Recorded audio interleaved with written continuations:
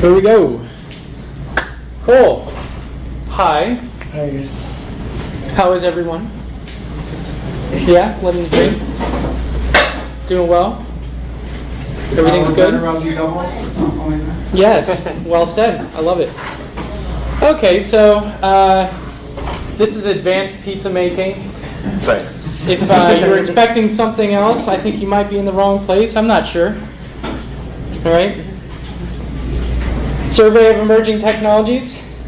A little bit of an introduction, and we'll start there. Good place to start. My name is Nerdstein. I also go by Adam Bergstein. I like a lot of things. I try to run occasionally. I might not look like it. I do have a family. They're fun. Enjoy craft beer, smoked meats. You know, why this camp is kind of cool. There's the barbecue joint right next door, basically. Love coffee shops. Live in central Pennsylvania. Where? Right in the middle of the state, Altoona area. Yep. And I'm kind of one of these like purist, pragmatist kind of people. Like, you know, if you're not using the right thing, I get kind of gnarly. I can pick fights with you and get. And you can see my contact info down there if you want to reach out to me. The beach in Altoona looks great. Thank you. Yeah. Well, I took that earlier today. I was right down the street. And I'm Ryan Bateman. I'm a senior developer at Hook 42. I live in Fairbanks, Alaska. So I'm a very long way from home. My jet lag is mostly resolved now. And I'm big into decoupled Drupal. So as you can guess, with Adam being a pragmatist, right tool, right for the right job, we brawl on that a little bit sometimes.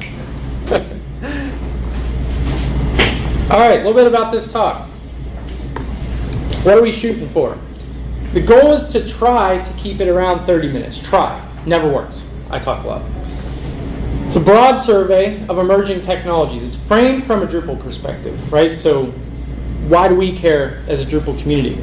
But it's really intended for trying to think bigger or more broadly and get off the island a little bit, right? Most talks I see are people saying, oh, Drupal can do everything. It's like, well, maybe it shouldn't. So we're going to do a little bit of an introduction into some of these topics.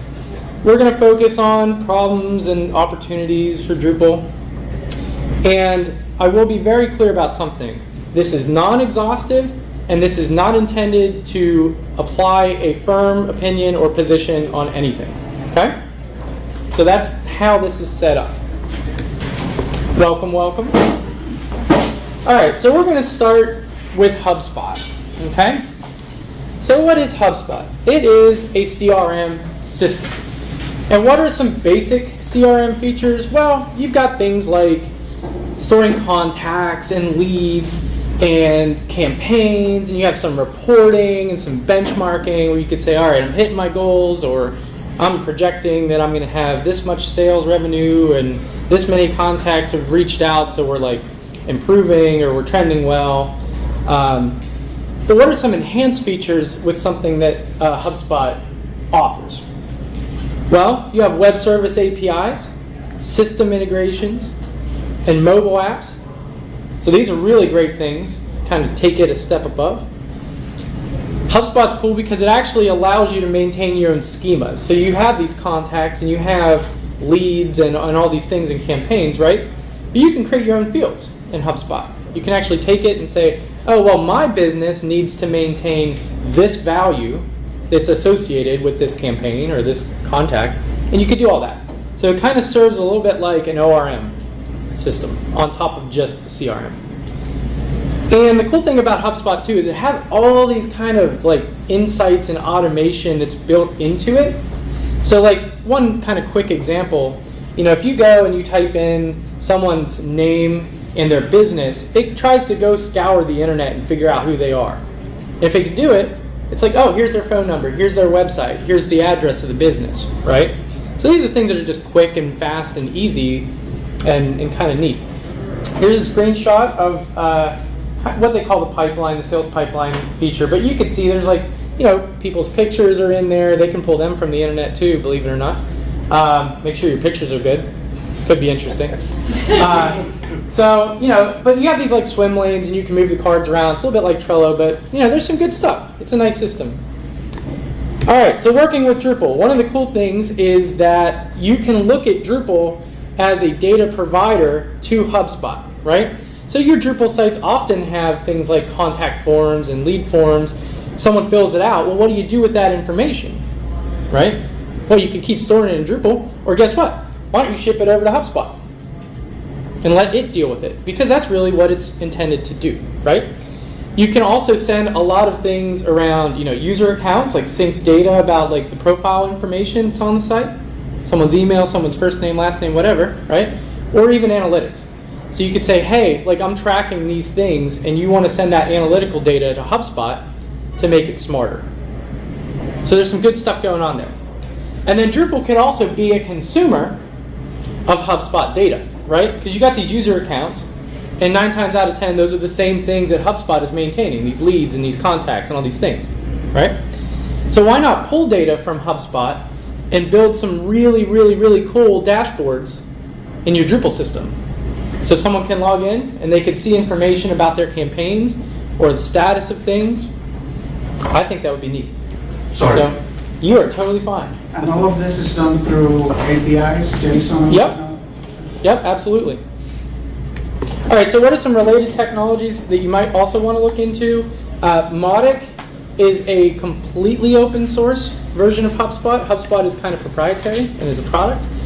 Salesforce has a lot of overlapping features with HubSpot as well.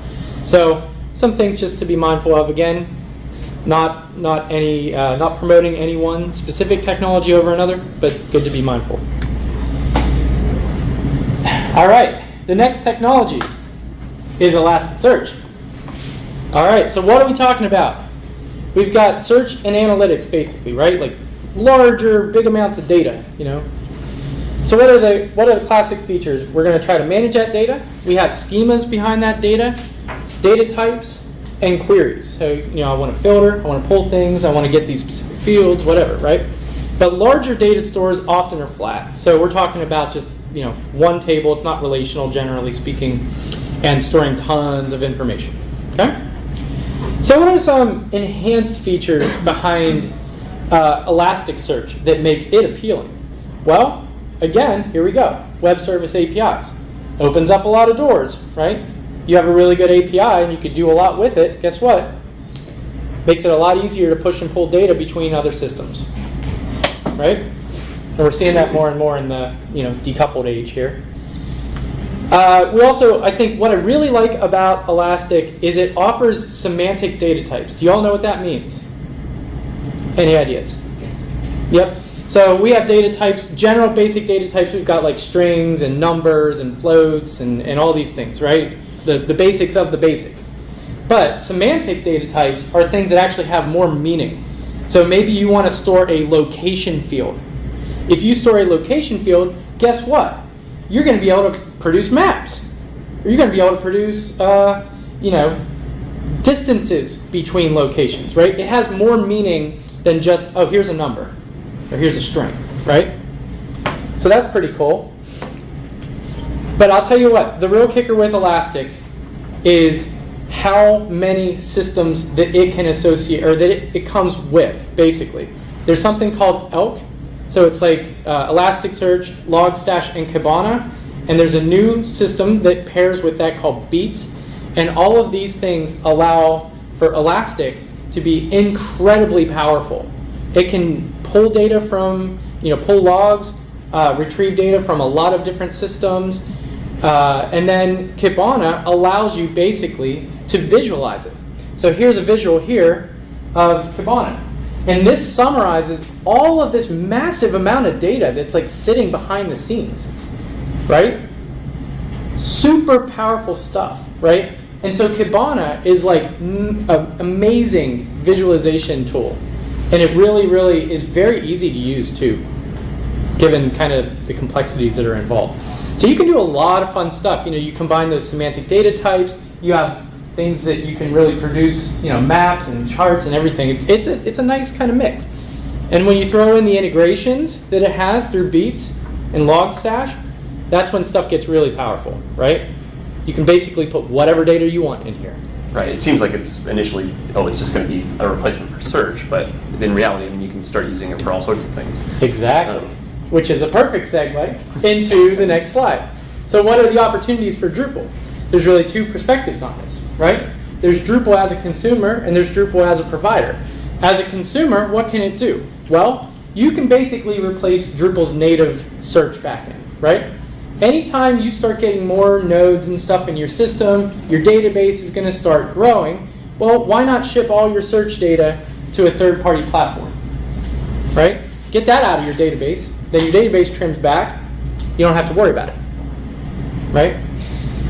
The other thing I think that's kind of cool is I've seen, and these guys are familiar with this, I'm pretty sure, that you can embed Kibana dashboards inside of Drupal, right? So you can go and produce like data visualizations and say like, oh, okay, maybe they're an admin dashboard for like, how is my site being used, and how many hits does it get every day, or who's visiting my site, what locations in the world, right? So all these different things, you can embed that right inside of Drupal through Kibana. Just boop, plop it in. Good to go, right? And then because it's API based, it's basically reusable across any number of systems, right? So not only can Drupal use it, but guess what? Your Apache server might be able to use it, Nginx might be able to use it, MySQL, all these other things that are related to Drupal can begin to kind of all work seamlessly together through one primary data store. Pretty neat. And even if you wanted to have like federated search across multiple sites, right? You could have Drupal just be one consumer among many. You could have many other sites that are also using the same data source. Well said. And so I do feel like, though, the key thing about Drupal, the real key opportunity is really offsetting or removing responsibilities from Drupal. And having this big giant data store is super helpful. And do a lot, right? So what are some related technologies that people probably talk about when they discuss this? Well, Solr, but Solr is a little older.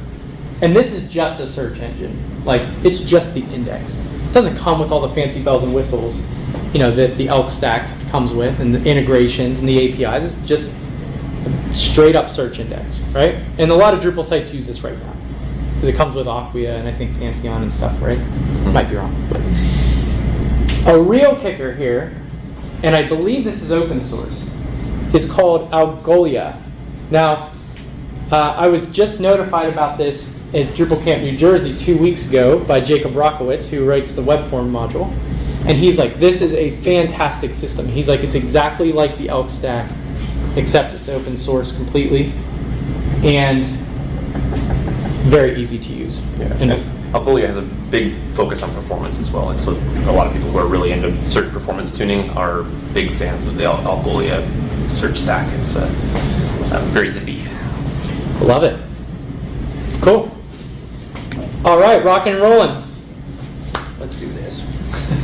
Pattern Lab. Pattern Lab. Okay. I'm going to get on my soapbox for a minute. Uh-oh. Yeah, watch out. This could get ugly. All right. One of the hardest things that I've seen in my career, especially doing web development, is actually working across certain types of disciplines, right? A creative discipline where people are producing design comps and they look gorgeous, right? And they're like very aspirational in nature. That's so hard to actually implement technically, right? Someone goes and makes this really gorgeous picture and says, here, build me a website, right? All right, well, what are the colors and what's it look like on a mobile device? And like, what about all these other things? Like, hey, why can't you tell me what size the font is supposed to be? So like, these things get super tricky whenever you're trying to work across these two completely different things, right? So, and really what it comes down to is there's really a lack of like a shared vernacular between these disciplines. There really isn't anything that's effective. Like, people aren't really communicating things well, and there isn't, any easy way to bridge that gap, quite literally. And so, how do you talk about like website interactions and expected behaviors and colors and even data structures, right? Like, how do you do that? And do designers even care about that? Probably not, right? So, but we do. And it's incredibly hard to deliver this stuff, right? So, you get a mixed bag. You might get wireframes or comps, maybe a prototype if you're lucky, but they're really not true technical artifacts, right? They're not going to translate into what your end result actually needs to be. Right. You can't use EMs in Photoshop. Exactly. Like, oh, it's 1 EM. Oh, no, it's 2 EM. So one way, though, that people are really trying to figure this out a bit more is by trying to break things down into smaller pieces. And this is exactly what Pattern Lab is striving to do. Pattern Lab is a design library. It's like a design system. It is a technical system. But it's intended to deliver very aspirational designs, but do it in such a way that you split things up into very small, discrete parts, and you do it in a reusable, technical format. You're delivering a technical asset, right? And this is all based on something called atomic design principles, right? Where you take a pattern and you reuse that same pattern in larger and then slightly larger patterns until right at the end you get pages. And we'll see this shortly. And the great thing about it is it gives you the ability to mock up variations inside of these patterns. So I can pass data to the patterns and I can see, oh, here's how this piece of data looks like, and here's another piece of data, right? So you can see these changes in both data or design or layout through these patterns. The system allows that. So here's a really great little visual that's, Brad Frost is the guy that wrote the book on atomic design, and he wrote Pattern Lab, okay? So here's kind of a flow of how to sort of look at this conceptually. So we're going to start super small. We're going to have this teeny tiny little atom, and it could be like one text field or one image on a page, right? And then we're going to roll that the whole way up into, okay, now we're going to put a few of these things together, and this is one pattern called a list item, right? And then we're going to take a list item, and it's going to be a part of a list. And that's going to be the higher order pattern that's next to that.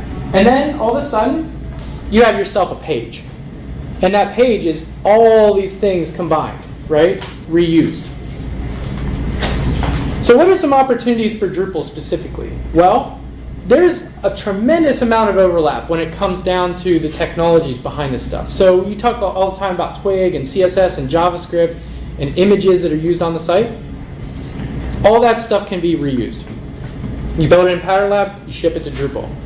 So the great thing about this, though, is that you end up having something that is a living and breathing design asset.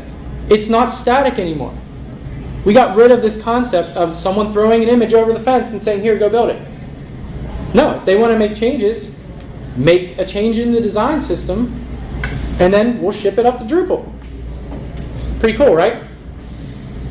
So how does this affect Drupal? Well, usually this goes in with the Drupal theme, right? So we have these visuals, and the kind of style system of Drupal is the theming layer, right? So that's really where we're going to try to focus on this integration. But the great thing is it really reduces the burden on engineers to figure things out, right? Like you're getting something that is valuable and technical, and that helps to not deliver something that isn't the way it was designed to do, right? And so in this respect, too, it's not just about Drupal. So if you have this design system and it's separate from Drupal and we're looking to integrate these things, guess what? You can integrate it with anything else, too. If you have a WordPress site over here or another system over there in your enterprise of sites, well, why don't you all share the same design system? And then Drupal is just one of the consumers of that. And if you're very interested in that, Brian Perry is giving a talk at some point. Yeah, definitely. And so what are some related technologies? So Pattern Lab's been around for a little bit, and I think people aren't 100% sure how long it's going to keep being maintained. I don't know. Like I've just heard some mixed things. But Bedrock is definitely a new version of Pattern Lab, and I wouldn't say it's a new version of Pattern Lab. It's a very similar product. But one cool thing about Bedrock is it actually allows you to prototype pages. You can type stuff in to the patterns and see mock-ups like on the fly. Like if I enter this content, what's it going to look like, right? So that's a really nice feature of that system that Pattern Lab does not have. And then a more classic technology that's been used, in the Drupal space by a lot of people with a Drupal theme is KSS Node. Basically building in a style guide inside of your Drupal theme and then integrating it like that. So there's some parallels to some of those things with Pattern Lab. So good to be mindful of. Yeah, I think it's important to mention that the other handoff there is like between front-end developers and content teams, and it kind of helps to lubricate that relationship a lot as well, which is really nice. I totally agree. Yeah. Cool. And so next we're going to talk about GraphQL. And how many folks in here are familiar with that word? Have you heard it? Yeah. Cool. So GraphQL is really it's a query language for your API, but we can think about it as a kind of almost an alternative to JSON API. Have folks been using JSON API in Drupal at all? Yeah, a little bit, a few people. Cool. So GraphQL is interesting because it's basically a standardized a query language that not just for Drupal, but for any kind of a publicly exposed API.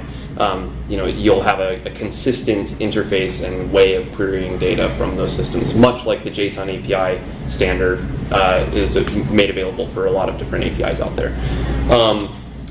There are some cool features of GraphQL, though, that sort of make it stand separate and maybe a little bit above JSON API. That's arguable. But you can really get away with a single request in GraphQL, whereas something in JSON API or in REST may have taken you multiple requests to do. Say you want to go out and you find a user, and then that user has some affiliated content. So maybe you'll say the user has as a bunch of nodes that they own or something, and then you have to do a second request to go and get those nodes that were authored by that user, so then you could echo out maybe the body of that node into a template someplace. In GraphQL, you would be able to do all of that query in one single query, and that makes it really, really nice for doing kind of multiple queries at the same time.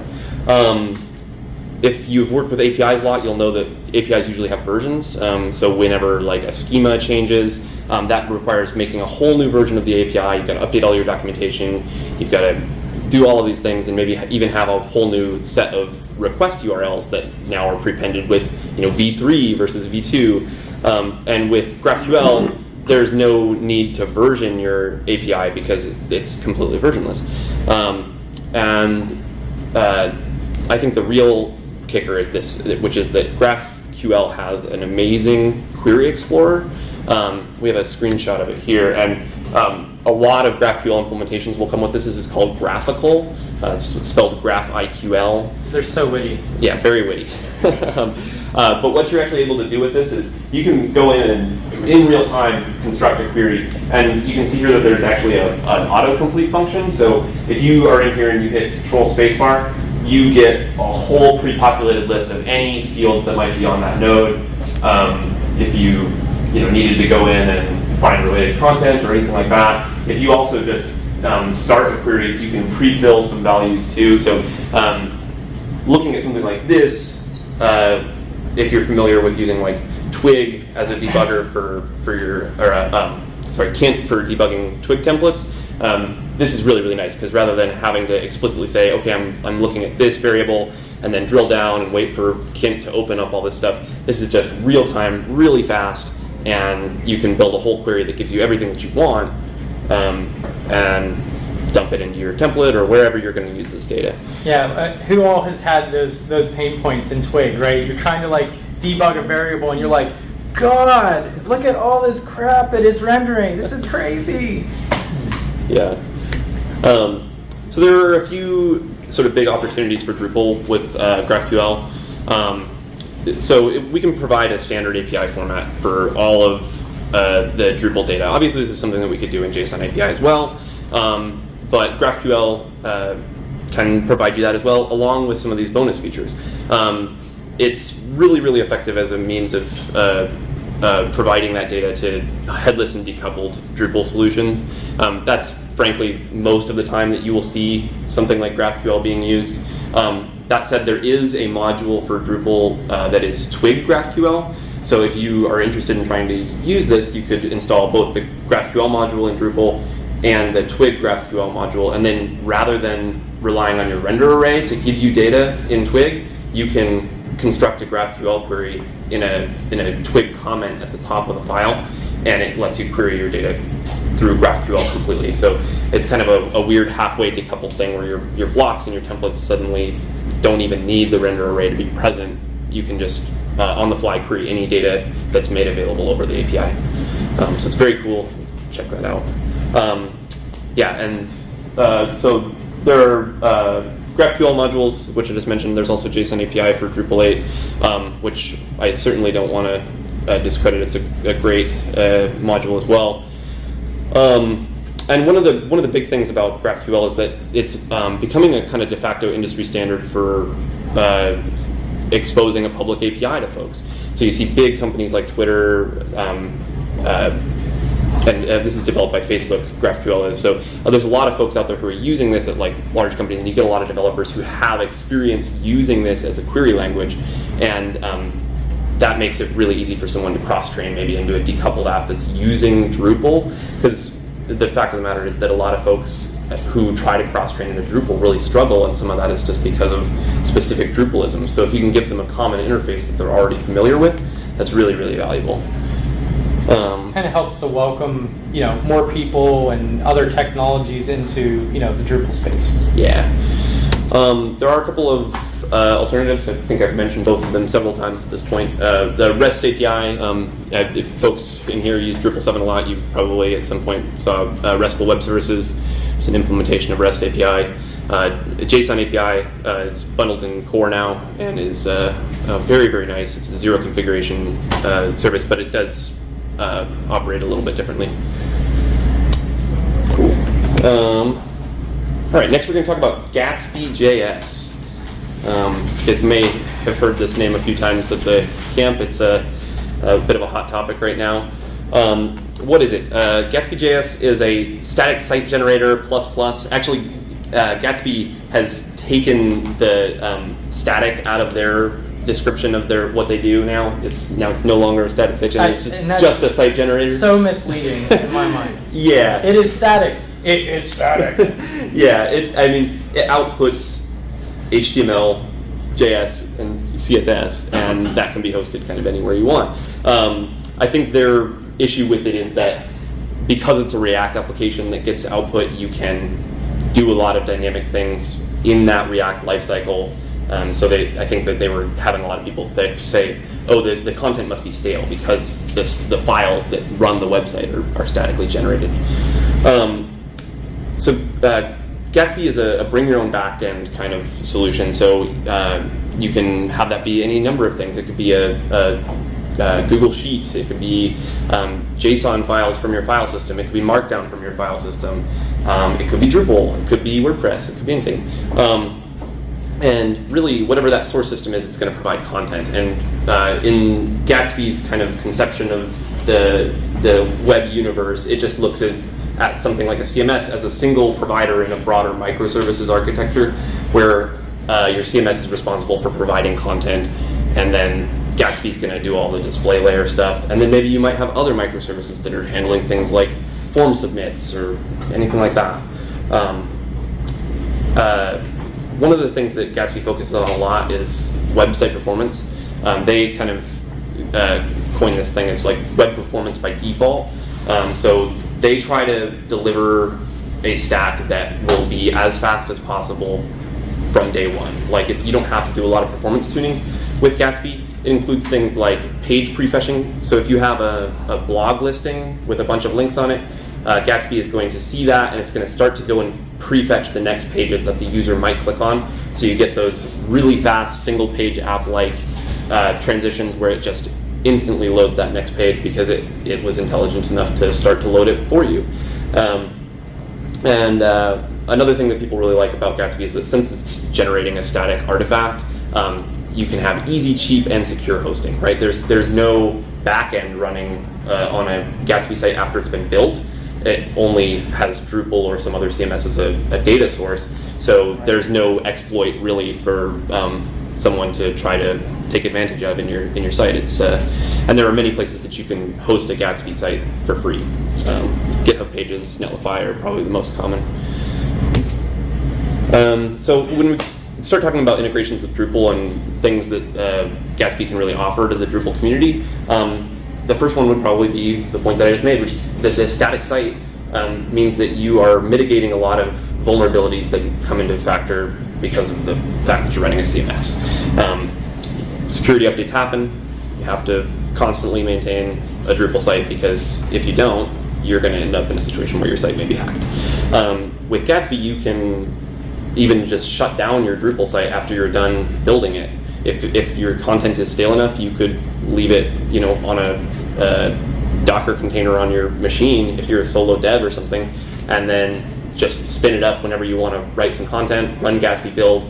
It sends that new build off to a server to be hosted there, and then you could spin down your Drupal site. So there are ways that you can do this where your Drupal site is maybe just not even accessible over the internet to anyone except for your Gatsby build server. And you could have it sitting there and never install a security update for the rest of the time that you maintain this website. There is a really robust Gatsby source Drupal plugin. It works with Drupal 8, and it allows you to source content from Drupal. There is a Gatsby source Drupal 7 source plugin, which I actually forked from Gatsby source Drupal. It's in a kind of alpha state at this point, but there is technically support for Drupal 7 as well. We've got decoupled made easy trademark. So, have any folks in here worked on a decoupled Drupal site? Yeah. How was your experience with it? Did you like it? I've only done it once. Yeah. There was a learning curve. Yeah. Mm-hmm. And I think a lot of people really struggle because there's some hard infrastructure problems. Like especially if you're using a modern JavaScript framework, there's a lot of configuration that's really required. You have to set up Webpack and Babel and transpilers and hot reloading and all these things so that you can just get to square one that you would have already had with Drupal, right? Kind of part of what Gatsby offers is that all of those configurations come along, and you don't have to necessarily kill yourself just getting back to square one with decoupled. But one thing to keep in mind is it also is kind of opinionated in that regard. They have chosen a set of tools and technologies and say, this is Gatsby. Yeah, right? I think that's definitely why we're putting "for free" in quotes, because really nothing ever... Free like a puppy. Yes. Right? Yeah, there's always a cost, and it is a little bit in the side of technical debt. Since you're not maintaining and configuring your own Webpack stuff, if something breaks or you run into a Gatsby error, you might not necessarily have an easy time inferring what that is because you didn't go through all of the hard work of configuring it. If you want to make modifications to how that Webpack build process happens, that can be a little bit problematic. And I think really it forces you to think about Drupal a little bit differently, but I think that that's an interesting paradigm for us to look at. Is does Drupal really need to do everything, or should Drupal really just serve as a content repository for something else? And we mentioned this a little bit with GraphQL, but platforms like Gatsby, run on React. There are a lot of developers out there who know React. So if you're hiring new people or they're cross-training into Drupal, again, this can be like a vector for easy cross-training into Drupal. So you're kind of touching Drupal, but folks might be already familiar with React, and then they can sort of pick up right where they're familiar. We do have a couple of alternatives, related technologies. The one here on the left is Tome. Tome is a static site generator that's completely written in Drupal, so it runs inside of your Drupal 8 site. It generates out just a static version of a snapshot of your D8 site at one point in time. It's a very cool project. Very tightly coupled with Drupal. Yeah. What's it called? TOM. Tome. Yeah. Yep. Yeah, and for example, if you have a D8 site that you just want to, you're no longer putting new content into it, it just kind of needs to go into a long-term maintenance mode, Tome would be a great option for something like that. It's very little configuration required, no need to learn a new front-end technology, and you just render out that static asset and throw it up. I tend to think if you even have some basic content management, Tome is a great option. Yeah. If you're producing brochureware sites, things that you just have some basic content going, and Drupal's feeding that and maintaining it. Yeah, and you'd be able to host it for a lot less money. Yep, super cheap.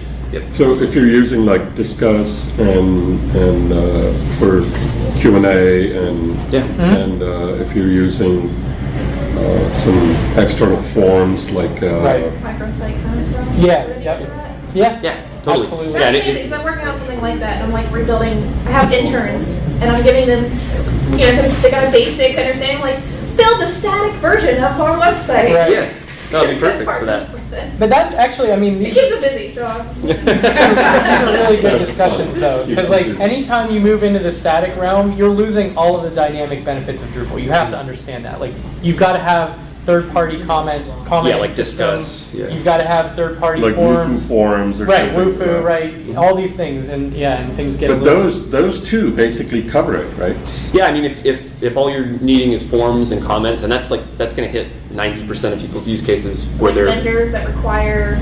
Yeah, I mean, if you're comfortable offloading all of your stuff to third-party services. So can I throw user management into that mix? Is there anything here that deals with users logging in and having Oh, yeah. access to OAuth, right? Yeah, exactly. Use OAuth OAuth, protocols and OLAP? OAuth. Oh, OAuth is a protocol, yeah. So that's how you connect Gatsby or React Security to Drupal? Yeah, I mean, and really you end up using like a third-party service, like connect me through my GitHub account, connect me through my Google account, right? And Yeah, most people have used OAuth, even if they don't Right. know the word. Like if you go to a website and it's like, oh, you can sign in here with your Facebook account or your Google account.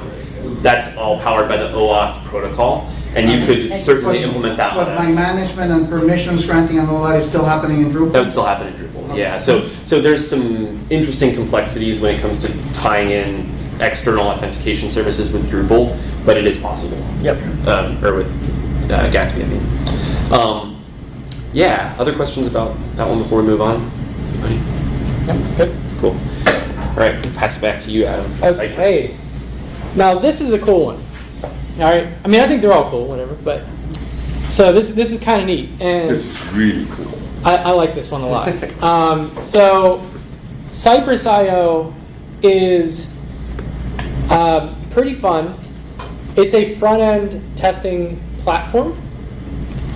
But what's kind of cool about it, so if you have like front-end testing, you're probably used to like, more of the kind of conventional features of like, okay, someone spins up a browser test and it's running, and that it's almost like Behat. There's, some browser running and it's generating a test and walking through some steps.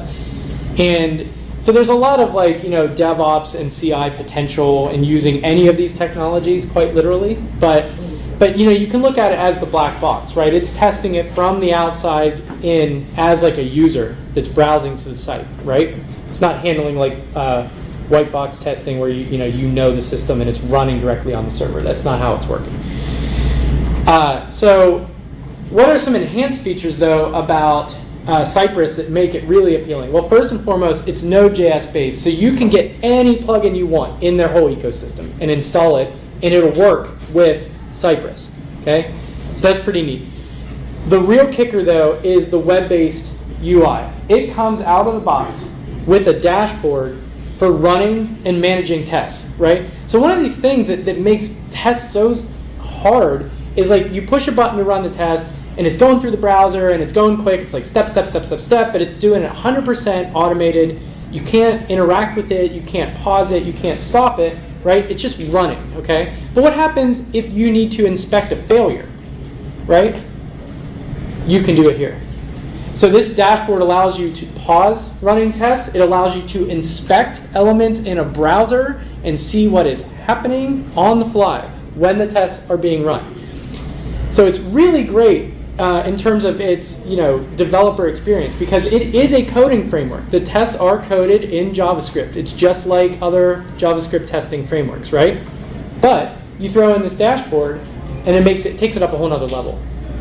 Right? Is it a service or an open source? It's an open source project. Wow. But they have a paid service that you can use, right? Yeah, correct. Like one of these Nice. where they have an Okay. open core and then also Kinda like software as a service. that you can pay Freemium for. sort of Very thing. nice. Yeah. Okay. Cool. So, and here's an example of this, right? So you can even see that, like, I'm inspecting an element on the page, right? Just like I do in any other browser. But the dashboard shows you at the top. You can pause it, you can run it, you can see how many tests pass, how many fail. You can see it all running on the left side, like where it's going and how it's running. It's very cool. Very, very, very cool, right? And so I grabbed, there was an awesome blog post by Seva, S-E-V-A-A, I'm not sure, I think they're a company, but they did some Drupal Cypress work in a blog post, like proof of concept, right? So I threw up some code that you can kind of see a little bit of how this works, right? So first, you can have like credentials that are stored through the environment, and that's an JSON file for like configuration. And then this test here goes through and mimics running, adding a user. One of the super cool things though too is you can exec stuff just like a white box test. You see this thing here? You can run drush commands. That's insane, right? That's super powerful. Well, and since you can run JavaScript here, I mean, you could also run like a visual regression framework on top of this, right? You Exactly. could just say like, okay, I want to use backstop.js if anyone's familiar with that, or like Phantom, or who knows what. If it runs in JavaScript, you could run it in your test. Exactly, and that's the Node ecosystem too. Like you can get in on any of that and run tests that say, oh, check and make sure that this page looks like this page. Right. And if it does or if it doesn't. Here's another set of commands. So we can make a login command, and all you do is call sci.request, go to the path, that's a Drupal path, and check that it's returning a form ID. Same with logout. So you can have these reusable libraries of things that you can keep calling inside of your Cypress testing. And then here's one specific test here where we're saying, and this is all ES6, like it's good JavaScript, it's good Juju, right? Like it's technology is sound. And you can see here, it's just basically saying log in, and then it's running the IT function and calling a whole bunch of Cypress commands. But you'll note we're calling our login function there, right? That was from our library. So pretty cool, right? Right, and it has this really nice syntax that is like, if you've ever done any kind of JavaScript-based DOM manipulation, these will all look kind of familiar to you, but they're simplified and abstracted to a point where it's just like, okay, sci.visit this, rather than having to go in and, tell your browser to switch what page you're on, or, the click functions are just like very simple. And yeah, there's a lot of really nice helper functions in there. So what are some opportunities for Drupal? Well, to me, it's expanding beyond development. That's the big kicker. I could have people that exclusively test my site that can use this tool, right? And it's not just about the coding. We could have someone go in who's a QA engineer, run these tests, and check everything when deployments happen, when releases occur, all that. The other opportunity that I see is that the JavaScript test base is now deprecated in core. So there's a big opportunity, I think, to try to figure out what the next replacement is. There's a big push towards Nightwatch.js because that's what the JavaScript initiative is using as their testing framework. But I don't think Nightwatch actually has a UI.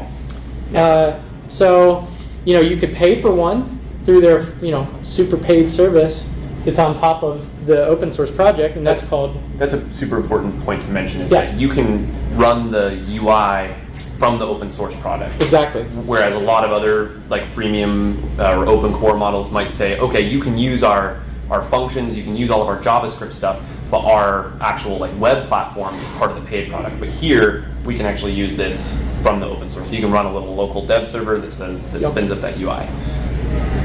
And as you already saw, a really cool thing is the drush command integration. Like that's just slick. That's cool. Yeah, most other testing frameworks don't have like that intentionally Drupal integration. A lot of them are designed to be a little bit more platform agnostic, which is nice because then you can use them all over the place. But being able to run a drush command is super useful. And it's just like an exec layer. So if you have other commands that you need to run that are on your server, Right. you can just do it. Just like exec this and boom, you're done. Just like a shell script, right? But I think like the real value here, in my opinion, also is that the more that we are seeing like these decoupled apps that are becoming more popular, or some headless systems fully decoupled, partially decoupled, a platform like this becomes really appealing, right? Because then you're testing something that is a layer up from something Drupal specific. You're going to the browser, right? So I think it's pretty key to understand. Yeah, if you cut over from a Drupal monolithic site to a decoupled site, you could still use the same testing framework. Exactly. So from a browser, you're running drush from a browser? So it has kind of both integrations. It's not running Drush from a browser because it can't, but it's whatever server it is running on, it can call a shell script behind the scenes Oh, got to it. So like, if it- trigger that. If it wasn't running on the same server as your Drupal site, Right. you couldn't use the Drush integration. Exactly. Okay. Yeah, that's a great point. Sorry for not being clear on that. Okay. So what are some other related technologies? Well, we did talk a little bit about Nightwatch, and then there's things like Mocha and Puppeteer and some things you can kind of throw together that get some very similar results. Actually, can I say something just in response to Yes, your of question course. again? I just thought of this, which is that actually if you had a host system where you were running your tests, you could still, and it wasn't the same host as your site, you could still run Drush commands if you had an aliases file. So you could put a bunch of aliases in for, say, your test server, your dev server, and your production server, and as long as those Drush aliases existed on the testing box, you could still reach out and do Drush commands Could do remotely. remote things. So, but then I would need keys and stuff like Yes, that then it- installed, it- right? Because suddenly- otherwise you could exploit it. And Yeah, other of course. people would- Okay, all right. Cool. Because I was just thinking, I was like, It is here. nice idea. Yeah. I Yeah. saw it. Nothing to see here. Nothing to see here. Right. Speaking So of exploits, though, if you had CAPTCHA on a page, you couldn't use this to test it, right? There's no way to get around CAPTCHA. yeah, there I are mean, it ways makes to it. get around CAPTCHA. Legal? Yeah, Oh. AI, use AI. This sounds like a good debate for after the talk. Would you be able to pause the test, and can you interact with Yeah. the browser when you pause? So Yeah. you could fill the CAPTCHA. Yeah, exactly. And then you could resume the test. You'd have to have a weird gap in your test that basically accounted for some human intervention, which is a little funky, but you could probably do it. Yeah, called Mechanical Turk, Oh yeah. right? That's funny. So, kind of in closing here, I mean, I think that hopefully you're seeing some signs that the landscape of how we look at Drupal and what other technologies kind of surround it or integrate with it are really evolving very quickly. And I think it helps us to frame, I think, our perspective of what is Drupal's role in all this, and what's the right tool for me, and what's the correct, the right tool for the right job philosophy, right? And I will also just caution with some things that a lot of these emerging technologies are still evolving. Some of them are not super stable or like ready to go right now, but they're very promising, in my opinion. And a lot of them require a lot of configuration. Yes. I mean, and especially if it's replacing a core Drupal functionality, it's never going to be as easy as that. I thank you all for listening, and I'll be happy to take questions.